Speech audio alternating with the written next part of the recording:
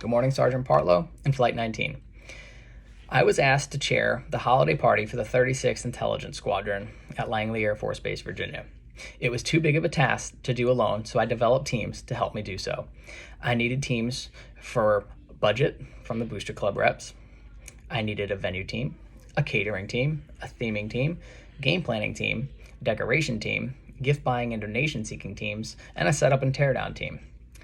Team performance concepts were put into place in order to make the team dynamics work for these teams. I needed the groups to use the three critical elements. We needed them to use the ongoing process to stay engaged, an interaction of individuals to keep the members motivated to reach their own goals and satisfaction while completing the project, and the last is achievement of desired objective. With a collective effort, the idea was we could throw an amazing Christmas party or holiday party for our airmen to enjoy. Delegating jobs to the right people was crucial to success. I needed creators to come up with ideas on what themes to present the unit. The creators came up with great ideas for party themes and games to play. By using creators for this, it reduced the amount of pep cycle that would happen. I was lucky to have a couple of great advancers on the team that talked up those ideas during the commander's calls to get the squadron hyped about voting for their favorite team. The squadron was excited about the event. I had the refiners go through the games and decorations ideas that the creators came up with. After a bunch of meetings, while the refiners worked out the details of the games and sending it up back through the Z process to get more ideas from the creators, we would then get supplies, and that was up to the executors to put the plan into motion. Executors were needed to run and manage the party, as well as run games efficiently and to keep the party moving at the appropriate pace to make sure gifts were given out and prizes were won. Enhancing team performance was done by keeping communication open between teams and having everyone work together. For example, the decoration team needed to contact the budget team to get their numbers for the budget so they could figure out which decorations they could afford. These things would be discussed at weekly meetings. We acknowledge good work at these weekly meetings by giving verbal praise, by thanking good ideas and progress made. During these, we also asked for all the team members to be real and ask for help when needed so that we can allocate more to them if they needed it. Leadership and management skills were crucial to team lead members to ensure the success of the event. I first needed to diagnose the needs of the subordinates. We needed the event to raise morale by having the event to show that the unit could also have fun and relax and improve the members' state of mind. We could increase the esprit de corps by showing pride in our unit and getting members to show pride and enthusiasm to increase satisfaction and commitment to the organization. We needed to make sure of resource availability to make sure that we had the resources available to make the mission of the party happen through multiple fundraising events. The leadership style needed to be very high in communication. Open lines of communication between myself and the committee leads needed to be open so that we could discuss ideas to make sure it was feasible within our budget, as well as figure out any issues and logistics that could be worked out or if they were just not feasible within our resources.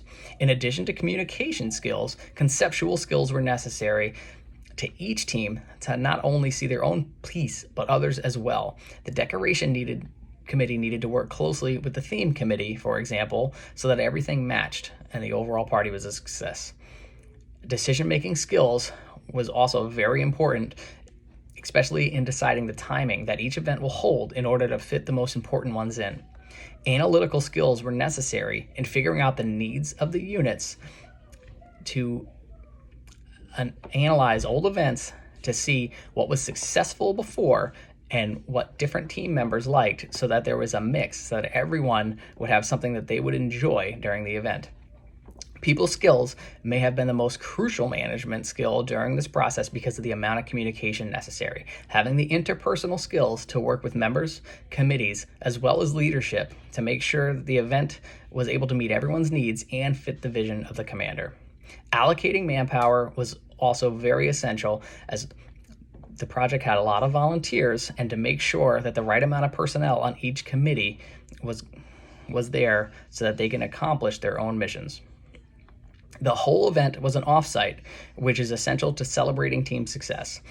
We selected people from different shops and backgrounds for diversity and held meetings where the entire squadron was able to add input so that the party would meet their own in particular needs during their off time. The different backgrounds, having the diverse backgrounds and experiences had made sure a lot of people had different foods and games that they all like to enjoy. When receiving this input from all these different areas, we decided on at least one thing that each group from each different background would like so that everyone would feel included and have something that they liked. Being that it was a large project, many project management concepts were used that impacted the team to make the event work. These project management concepts were used all throughout the process to have a positive experience and help manage the team. The role of the sponsor was the commander, as he gave us the authorization and ground rules for how he wanted the party to be, as well as being overall accountable for the project. I was the project manager as I led the planning, execution, controlling, and closing of the project. I was also the communication focal point and managed the day-to-day work. It was my responsibility for project completion. I had project team leaders in charge of each subcommittee to supervise those project tasks and activities. They were responsible for their own team's workload. We had many members in each team that completed assigned tasks and activities. We also had the steering committee that met weekly to provide weekly oversight and guidance. The stakeholders were every member of the unit, as they would all be affected by the project's success or lack thereof.